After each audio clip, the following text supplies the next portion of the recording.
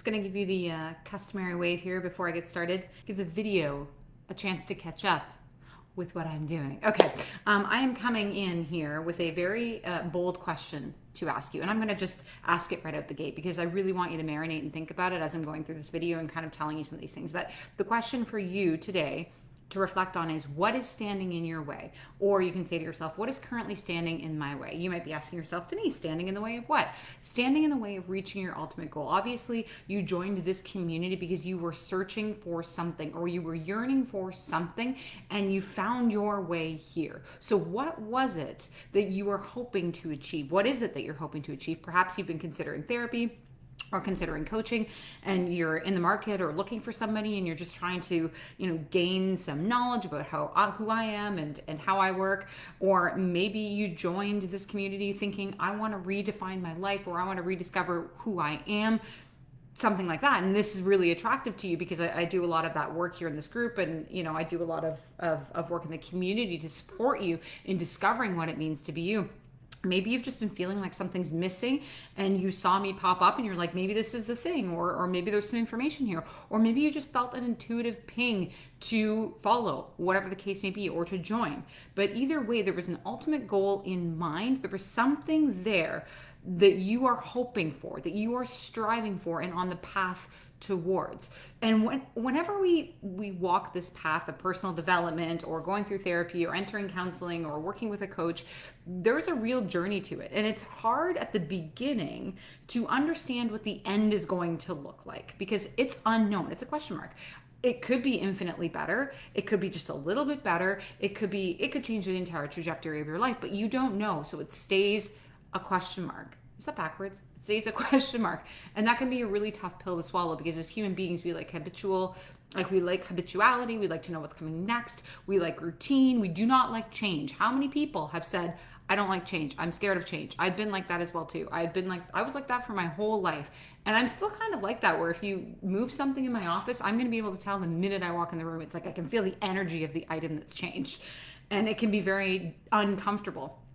So if you're on this path, or maybe you haven't even started the path because you're afraid to take that first step, the question then becomes, what is standing in your way? What are the little voices in your head that are keeping you from where you are now to taking the first step, one baby step? And there could be so many things at play here. It could be that you deep down don't feel like you're worthy enough to live a life that is in alignment with your heart, with your soul. That it could be that you're tethered so deeply to the past and you've spent so much time feeling like you're not good enough to have anything in life that you've convinced yourself that you are a victim. And as a victim, you're not allowed to have nice things, or you're not worthy enough to have the life that you want.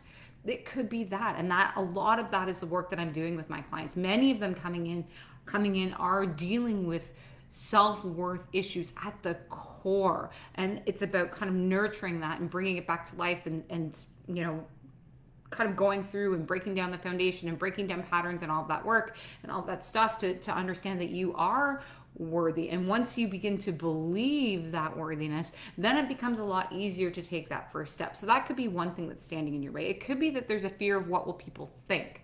And I hear this a lot. What would people think? What would my partner think? What would my kids think if I started focusing in on me? What would they think?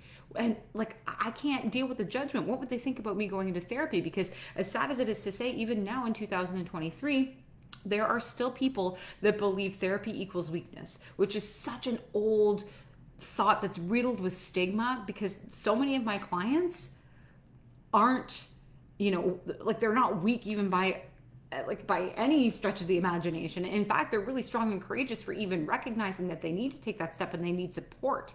But there's always this idea in the back of my mind, if I go to therapy, there's something wrong with me. But if anything, it doesn't mean there's something wrong with you. It's that and you feel something is out of alignment in your body and you want to do something about it and you've tried on your own, but it just isn't working and you need that additional support. Therapy isn't always just about talking about problems. And I think there's a lot of ideology out there that says, oh, if I go to therapy, I'm just going to talk about my problems and what's that going to solve.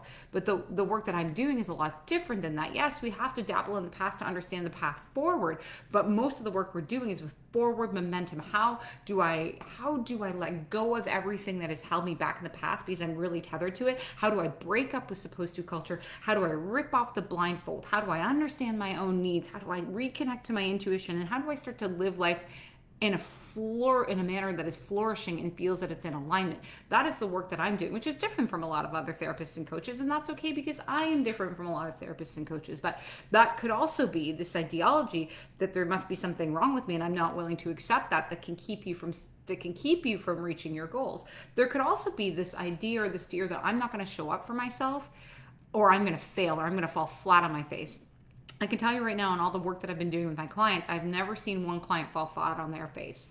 Not one client. I've seen clients take what feels like a step backwards only to then realize that that step backwards was actually an opportunity for learning so that they could be catapulted forwards even closer to the goal. Sometimes those little slide backs or those feelings like you've taken a step backwards is actually supporting you and calling to you to look at some more things that are coming up, some more internal stories or ideologies that are coming up for you so that you can break through them to take yourself to the next level.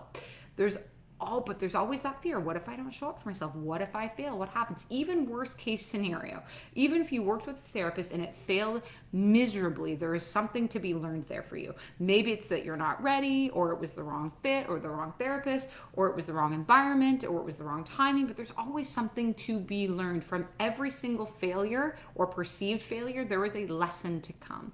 So and again, this could be another one of those things that this is what's standing in my way. It could be very much that you tell yourself and minimize everything you're experiencing with the word fine.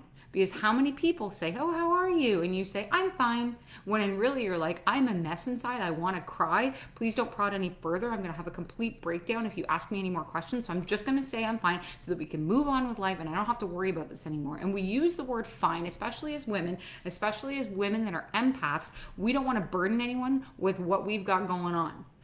We don't want to burden anyone with our problems, with our trouble, because we just live in our heads. We want to support everyone else with their troubles and we're always there for them. But when it comes to ourselves, we don't want to be that burden. We're often people pleasers because we've come from well, it could be various different backgrounds or very different upbringings, but our upbringing has made us and shaped us into the person that we are today. That's like, I don't want to bother anybody with this, so I'm just going to say that I'm fine. And what then happens is when you're considering therapy or when you're considering coaching, you're like, no, maybe I'm fine. Or you have one good day and you're like, see, I'm fine. I don't need this. But then the pattern continues to reemerge.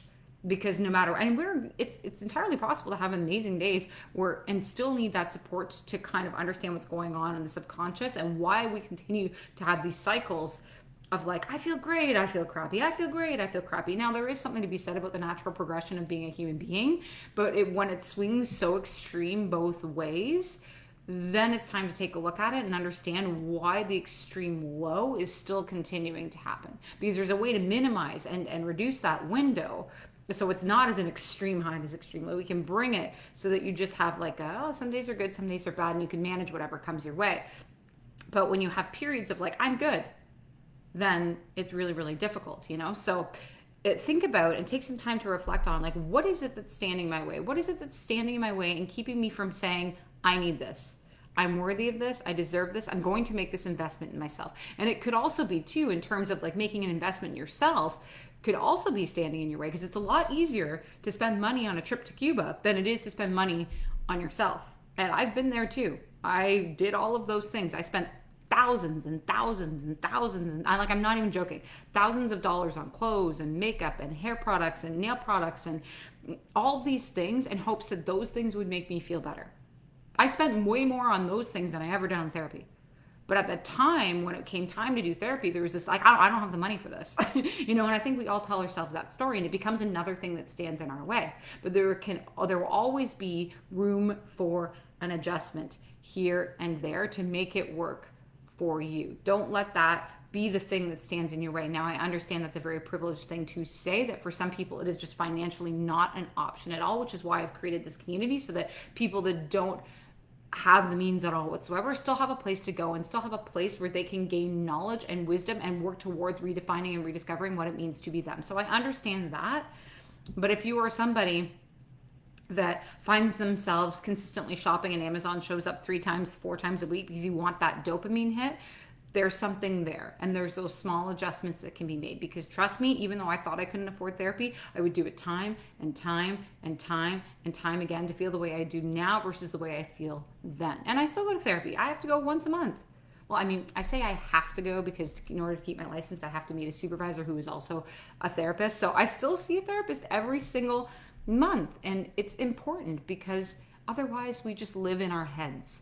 And this, I hate to say it, can be your enemy more than it can be your support system. So keep that in mind. But if there's a curiosity there, if you're thinking about working together, what it might be like, if you've been considering it all, but you have some questions, please feel free to reach out for me. We can set up a time to have a consultation call, make sure it's the right fit, answer any of your questions, and then we're off to the races. But with that, I will leave you to it. It's hot with this ring light on. It is hot outside. So I hope you have a lovely day. I'm sending you so much love and compassion, and I'll see you next time.